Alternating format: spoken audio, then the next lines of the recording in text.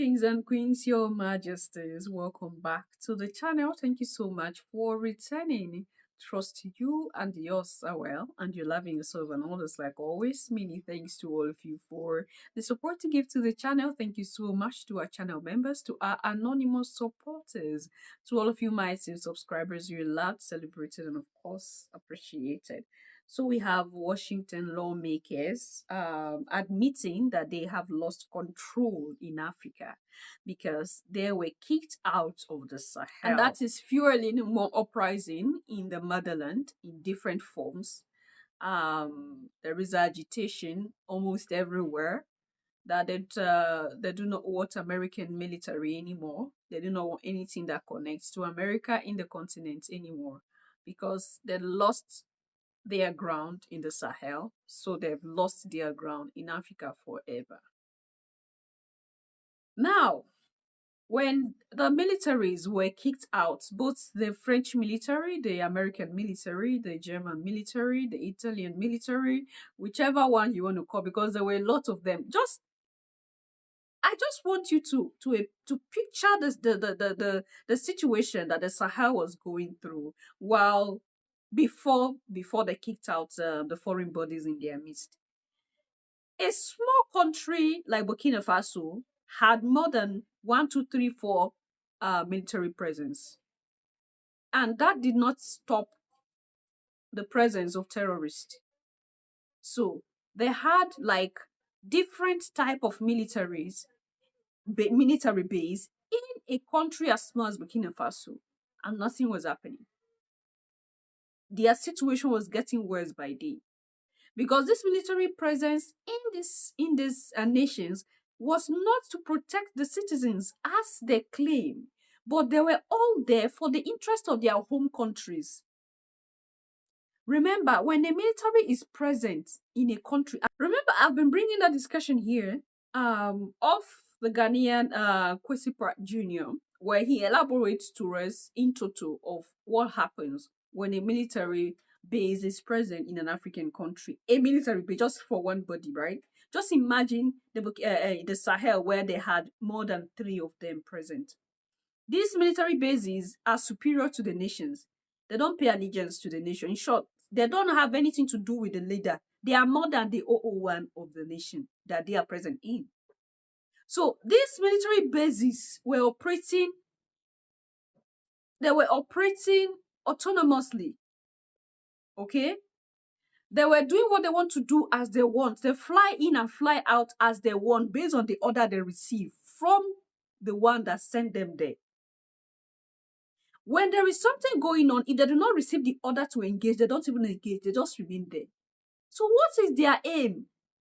Their aim is more than what they tell the mainstream media, what they tell us. Their aim is more. And that aim is to enrich their home nations. Try their best to see how they can take out resources secretly. It is these bases that give ammunition to terrorists, because these terrorists were using sophisticated weapons that the local paramilitaries does not use. They supply these terrorists with weapons. We have seen clips of where in northern Nigeria, where choppers were seen exchanging weapons with terrorists in the bush. When I say it's an exchange, it means the terrorists give them something and they give weapons in return. So what is that thing that was given? Mineral resources that was stolen or were harnessed from the underground of the locals. So they unalive the locals, harness their resources from the under, because there are some people in their villages, they don't even know that they have some of these resources.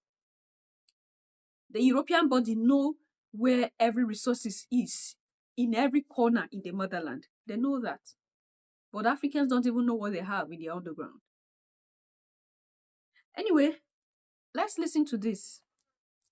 Is my view. I just don't understand why we are taking a bunch of tools in our foreign policy toolbox and tossing them into a dumpster.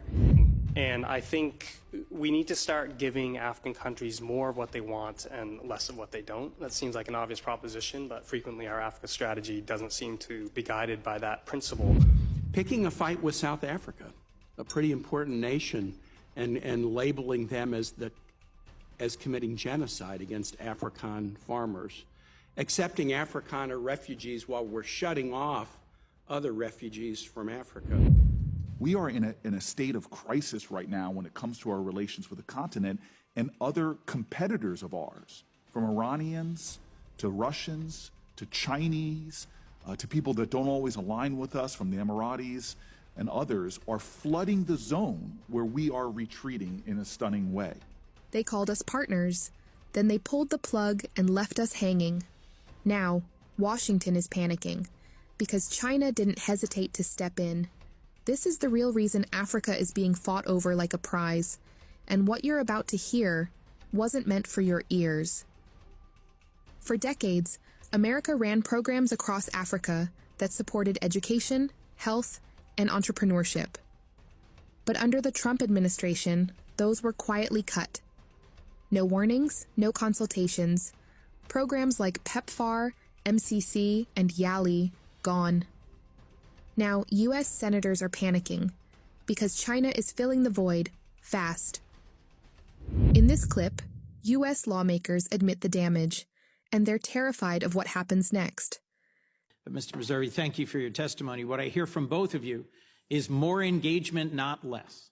More of what we have done that works, and that the abrupt and chaotic closure of a very wide range of our most effective tools for engaging with Africa, from the MCC to YALI to the PEPFAR program, puts all of this at risk. Mr. Chairman, if I might, given your opening comments in the exchange, I'd love to work with you on clarifying the U.S.-Kenya relationship.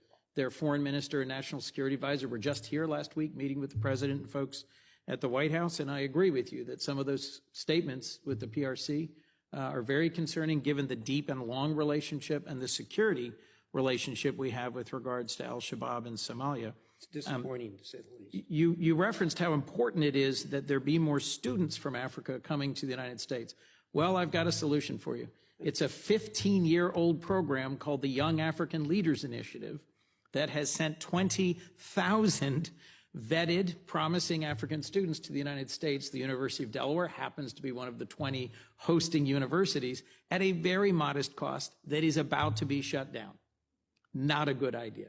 It brings promising young African leaders to the United States for a summer to meet with businesses and entrepreneurs, to meet with civil society, to convene in Washington, and then go to 20 different states all over the country.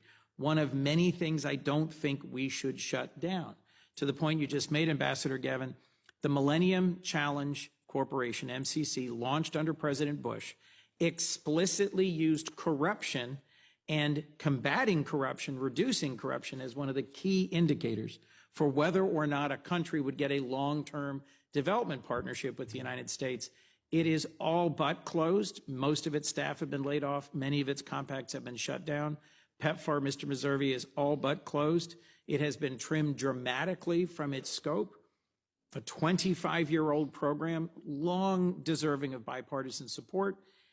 I'd just be interested in both of you briefly saying, what does it do to our reputation on a continent of 54 countries, a continent with enormous human potential and natural resources, a country that China and Russia see as the continent of the 21st century? What's it do to our place in East Africa and across the continent if we abruptly shut down these long-standing, demonstrated, and effective programs? Madam Ambassador, and then Mr. Missouri. Thank you, Senator. It is incredibly self-defeating, is my view. I just don't understand why we are taking a bunch of tools in our foreign policy toolbox and tossing them into a dumpster. I think the term was a wood chipper.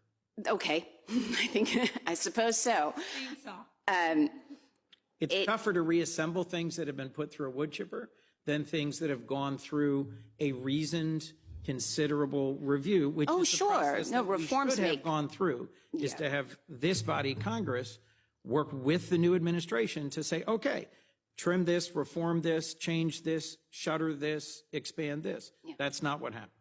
No, it's not. And not only have we lit our credibility on fire, and you see particularly China making hay of this, the favorite phrase now is reliable partner. China's a reliable partner. They're not going to abruptly pull the rug out from under you.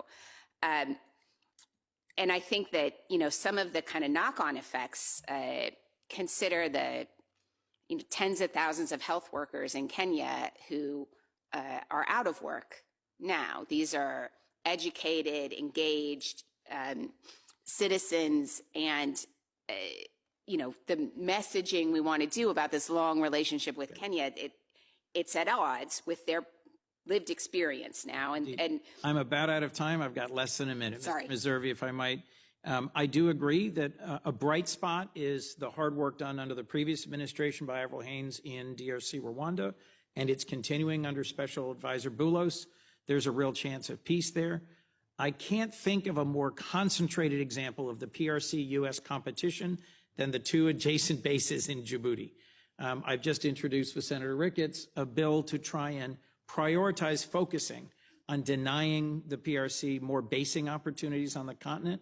All right, Your Majesties, I believe to pick one or two. And what is a summary?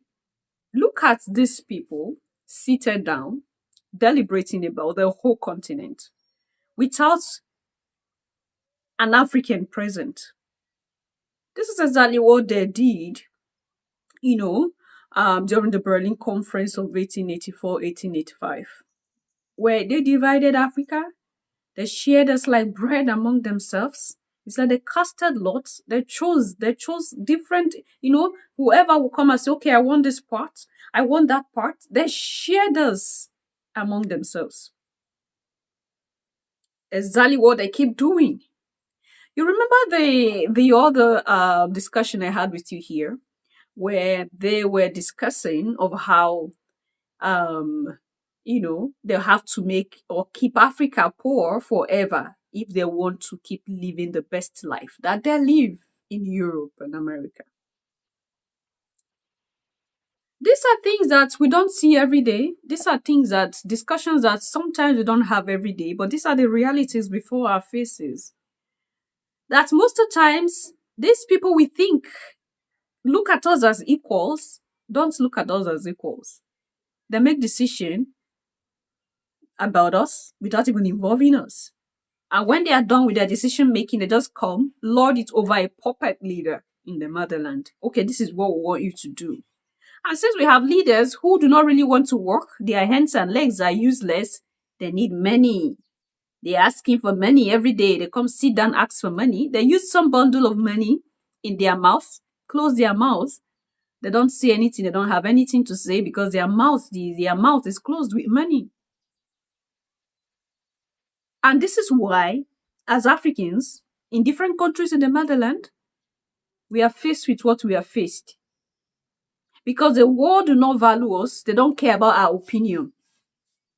And our leaders do not value us, nor care about our opinion. You see the reason why the West is always involved with elections in the continent. You think that they are not involved. If you think that the West is not involved with the country, with elections in the countries, various countries in the matter, then I think you are just joking. You need to wake up. Prior to elections, we see, prospective leaders traveling to Europe and America, different countries in Europe and America. What do you think they are going for? Why do you think they are being invited?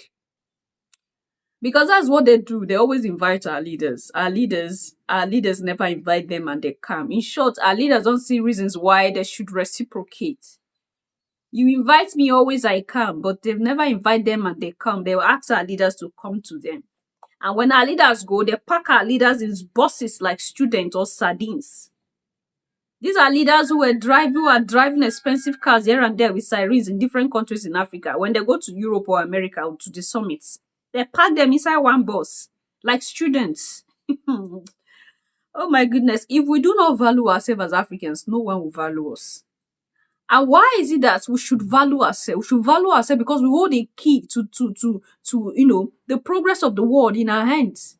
The key to the development, the infrastructural development, the intellectual development. You heard what they said. If you listen keenly to this clip, I hope you understand when I say intellectual development. Or you go back to this clip and watch again.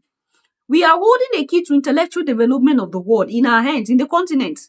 Why do you think that there are what do you call this thing? Scholarship. Always Europe and America are always giving scholarship to African countries. Do you think it's because they love you so much they're giving scholarship to your children? Goodness me. I just pray that one day we wake up to the truth that as Africans, we need to wake up at this time and fight for ourselves. If not, nothing will change. If not, we'll keep crying and shouting and nothing will change. Because they don't see you as equals. They're not going to sit on the same table with you and have deliberations as equals. It's unfortunate. What do you think? Leave your thoughts and opinion there at the section. I'm going to see you in my next one. Until then, love yourself, love others, stay safe, stay positive, always your majesties. Bye for now.